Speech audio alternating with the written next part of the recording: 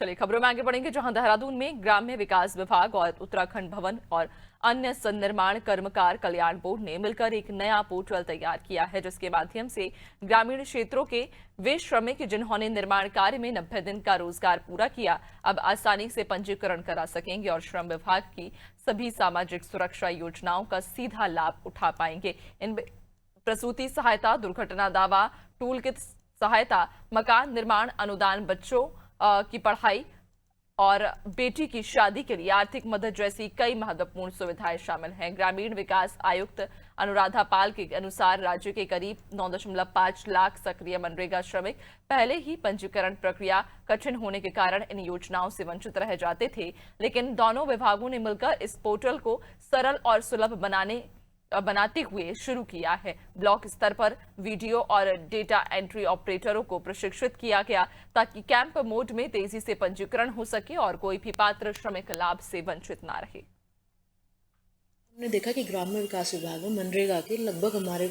यहाँ 9.5 लाख एक्टिव श्रमिक हैं।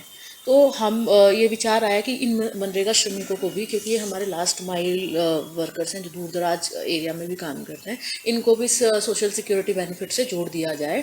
तो उसको टारगेट को लेते हुए कि ग्राम्य विकास विभाग ने और लेबर डिपार्टमेंट ने मिलकर एक पोर्टल शुरू किया और रजिस्ट्रेशन की प्रक्रिया को बहुत आसान बनाया और वीडियोज़ लेवल पर, ब्लॉक लेवल पर ये वीडियोज़ को ट्रेन किया, उनके डेटा एंट्री ऑपरेटर को ट्रेन किया ताकि प्रक्रिया को सही बनाकर और कैंप मोड में, एक्टिव मोड में श्रमिकों का रजिस्ट्रेशन कराया जाए।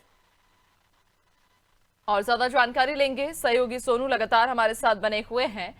सोनू, कहा जा रहा है कि जो पोर्टल है उसे अब और बेहतर किया जा रहा है, विशेष तौर पर मनरेगा श्रमिकों को कोई परेशानी ना हो, चूंकि इसके पहले जो प्रक्रिया थी वो काफी जटिल रहती थी, जिस वजह से जो पात्र हितग्राही होते थे वो योजनाओं से वंचित रह जाते थे।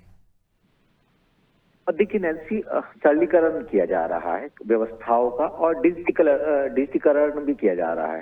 डिजिटलाइजेशन के करने के बाद जो है वो कहीं ना कहीं श्रमिकों को और फायदा होगा।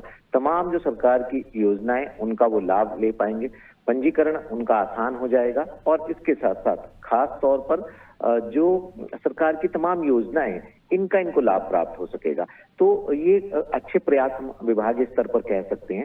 विभागों के अधिकारियों के आपसी समन्वय खास तौर से इन श्रमिकों के लिए लाभकारी साबित होगा और पंजीकरण के साथ साथ तमाम योजनाओं के लाभ के साथ साथ जो आर्थिक सहयोग इनको हो सकता है वो भी आसानी से हो सकेगा। और जब व्यवस्था को डिजिटलाइज किया जा रहा है तो डिजिटलाइजेशन के बाद ना समय की भी बचत होगी और श्रमिकों के साथ साथ विभाग को भी सहूलियत हो सकेगी, आसानी हो सकेगी योजनाओं का लाभ पहुंचाने में।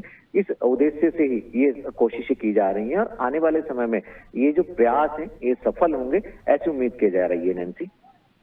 बिल्कुल, यानी कि अब जो पोर्टल है उसे और बेहतर किया जा रहा है ताकि जो पात्र हितग्राही हैं वो किसी भी योजना से वंचित ना रहें और इस पर अब काम भी शुरू हो गया है। बहुत शुक्रिया आपका जानकारी साझा करने के लिए।